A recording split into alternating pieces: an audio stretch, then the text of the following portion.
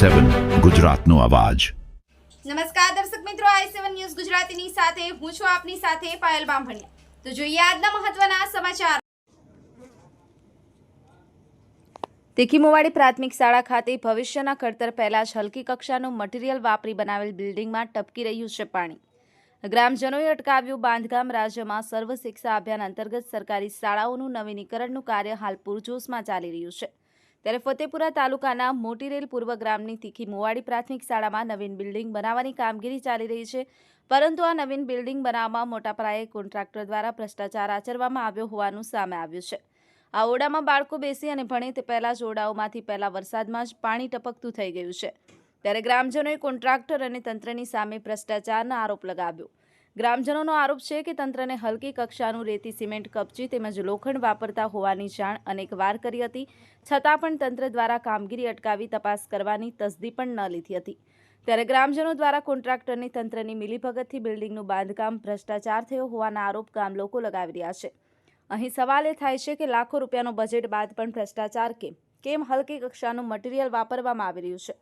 શું પૈસા પડાવવા માટે નવું બાંધકામ થઈ રહ્યું છે? કેમ અધિકારીઓની રેતી સિમેન્ટની ગુણવત્તા ધ્યાને ન આવી? સવાલો અનેક છે, પરંતુ અહીં મુદ્દો સારી ગુણવત્તાનું મટીરીયલ વાપરવામાં આવે તેની તાંત્રિક સ્ટાફ દ્વારા ચકાસણી કરવામાં આવે તે સ્થાનિક લોકો ઈચ્છી રહ્યા છે।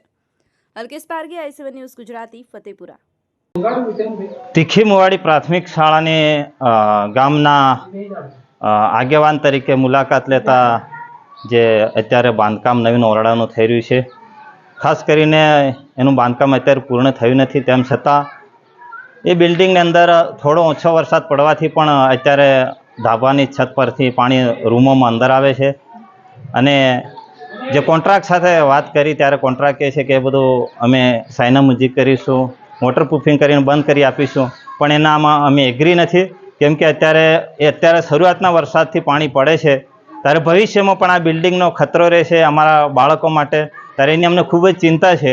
એટલે અમે જે અત્યારે જે કામ થયું છે એના પર સંતોષ નથી, કેમ કે એમાં હલકી કક્ષાની ગુણવત્તાનો મટીરિયલ લોખંડ છે, રેતી છે, સિમેન્ટ છે, બધું જ જાતનું કદાચ ઓછા જે હલકી ગુણવત્તાનું વાપરેલ હોવાથી જે પાણી ટપકે છે, તો ભવિષ્યની અંદર પણ આ બિલ્ડિંગની ટકાઉ શક્તિ નથી એવી અમને ખાતરી થઈ ગઈ છે, જેથી કરીને અમે સખત તેનો વિરોધ કરીએ છીએ। કોન્ટ્રાક્ટને પણ એ કામ માટે બંધ કરાવી દીધું છે અને ઉપલા અધિકારી સુધી એમને જાણ કરવા માંગે છે કે તે સ્થળ પર આવીને તે બિલ્ડિંગની તપાસ કરે, અને તપાસ થયા પછી જ અમે એ બિલ્ડિંગ ની અંદર બાળકોને બેસાડવા માંગીએ છીએ, જેથી કરીને તેમની પણ જવાબદારી રહે કે ખરેખર આ બિલ્ડિંગમાં બાળકોને બેસાડવા કે નહીં બેસાડવા, તેની સરકારની પણ જવાબદારી રહે। અત્યારે અમને માલુમ પડ્યું છે, દેખ્યું છે, એ અમે જાહેર કરવા માંગીએ છીએ, બીજાને બતાવવા માંગીએ છીએ કે જેથી કરીને એ જે ભૂલ છે ભૂલ છુપાઈને અને બીજા પણ જાણે અને ભૂલને સુધારવી કે શું કરવું એ તો સરકારની પણ જવાબદારી રહેશે।